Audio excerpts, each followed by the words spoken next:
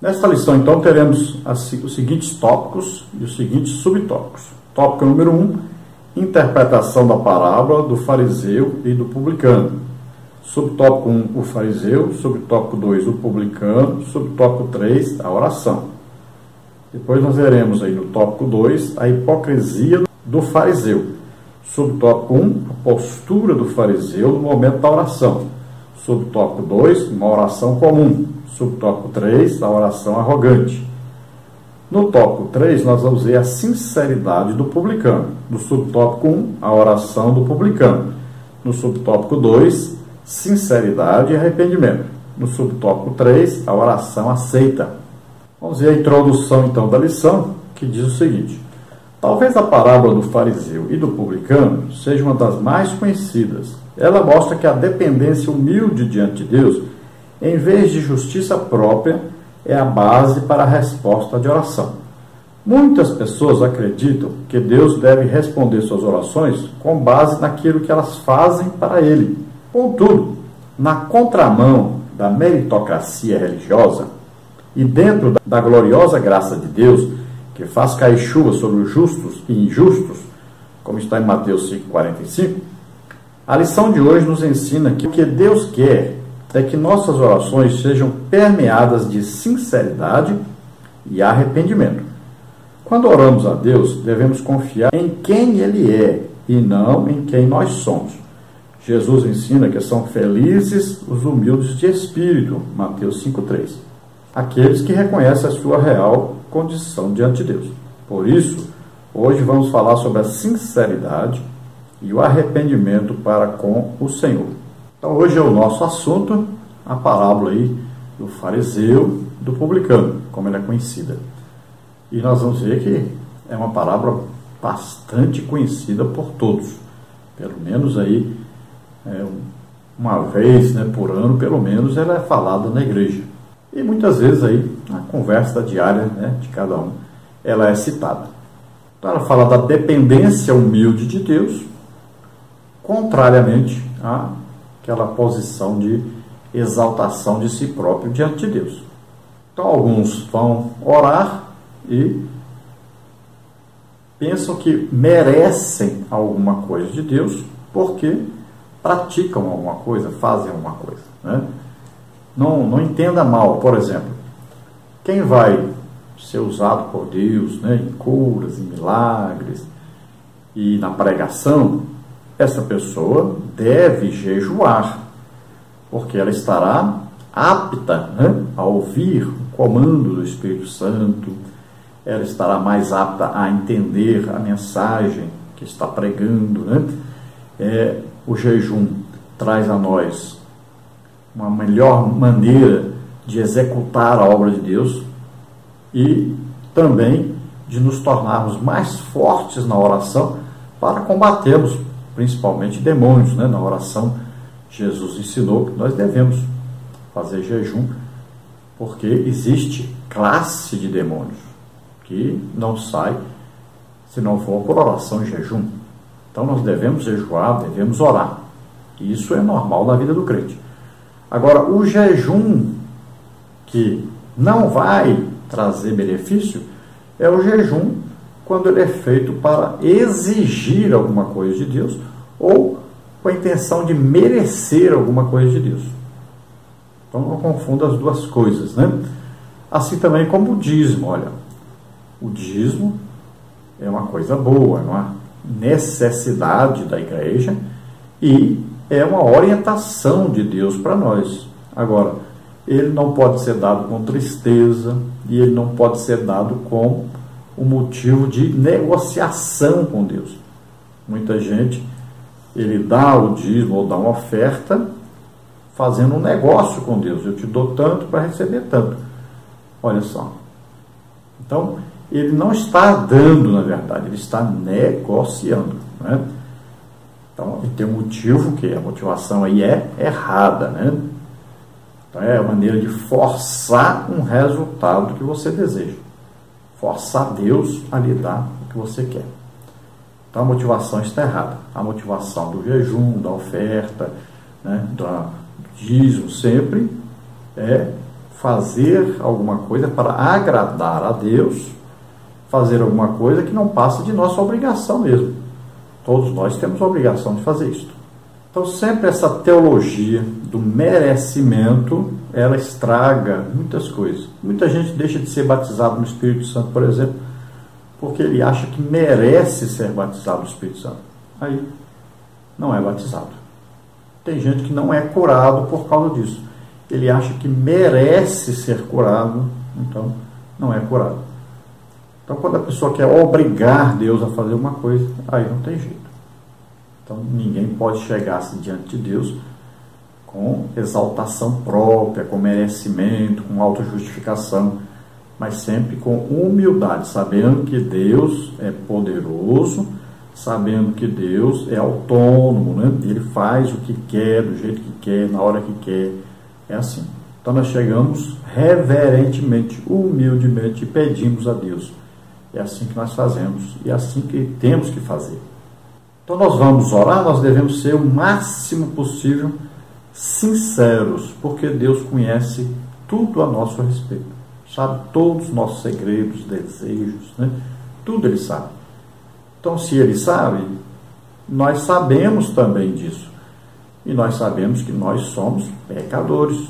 Todos nós, tanto faz ser crente como você, todos nós sabemos que nós pecamos todos os dias.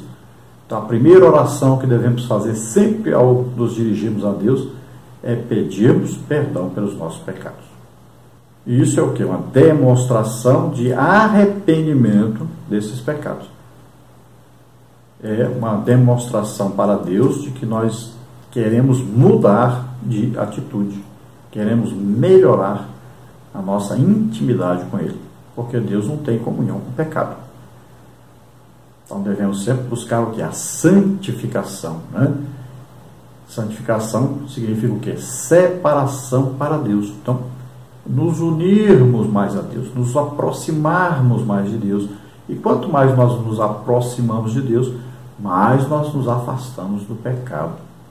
É assim que funciona. Então, procuremos essa intimidade, essa amizade com Deus. Vamos então ao tópico 1, interpretação da parábola do fariseu e do publicano. Estamos diante de uma parábola narrativa indireta simples, ou seja, uma comparação entre dois personagens opostos, o fariseu e o publicano, colocando-os lado a lado.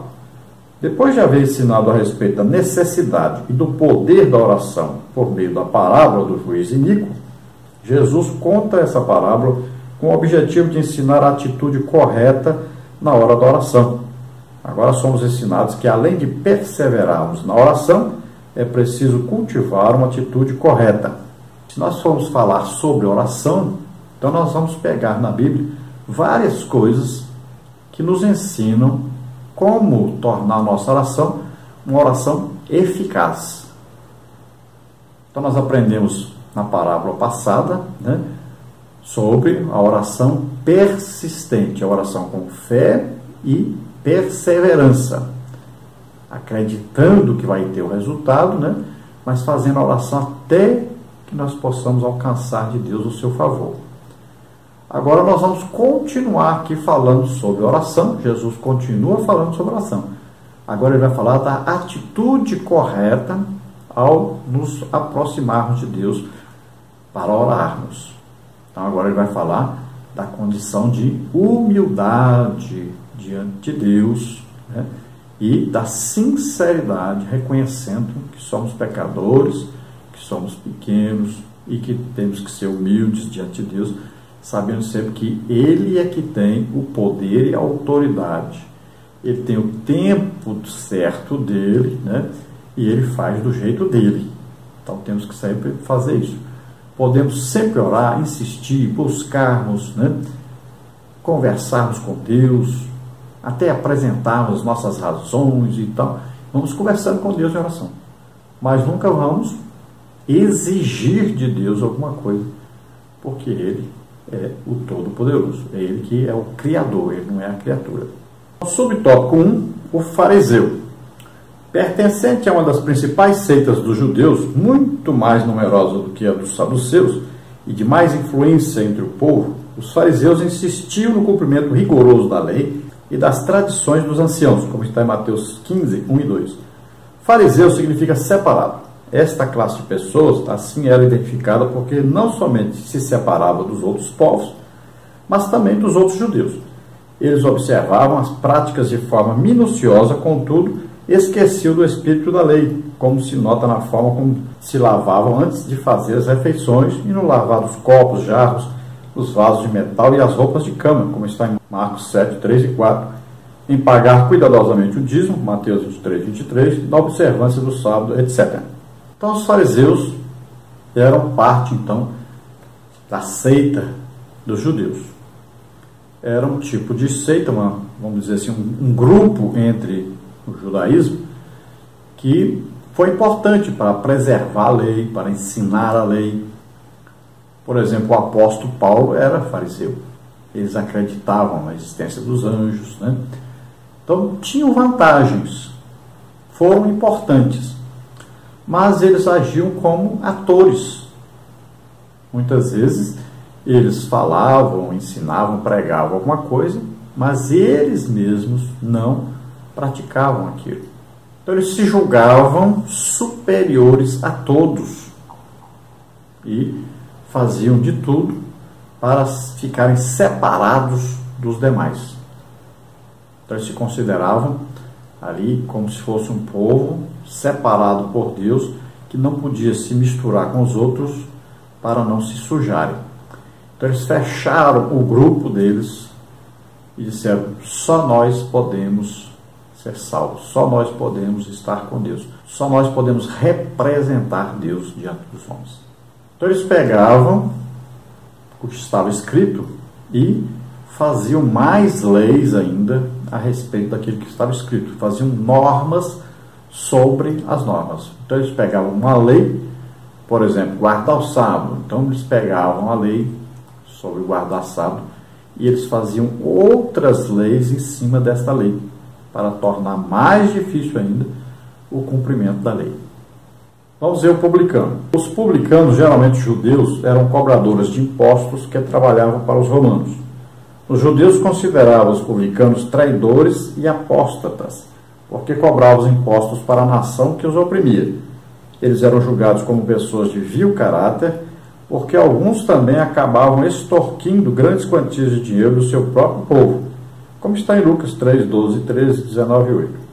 Os publicanos sempre eram classificados entre os pecadores, como está em Mateus 9, 10 e 11, os pagãos e as meretrizes, Mateus 21, 31. O povo murmurava pelo fato de Jesus comer com eles, veja Mateus 9, 11, 11, 19, Lucas 5, 29, 15, 1 e 2. Chama a atenção o fato de Jesus ter escolhido um publicano, Mateus, para segui-lo, tornando-se apóstolo, Mateus 9, 9.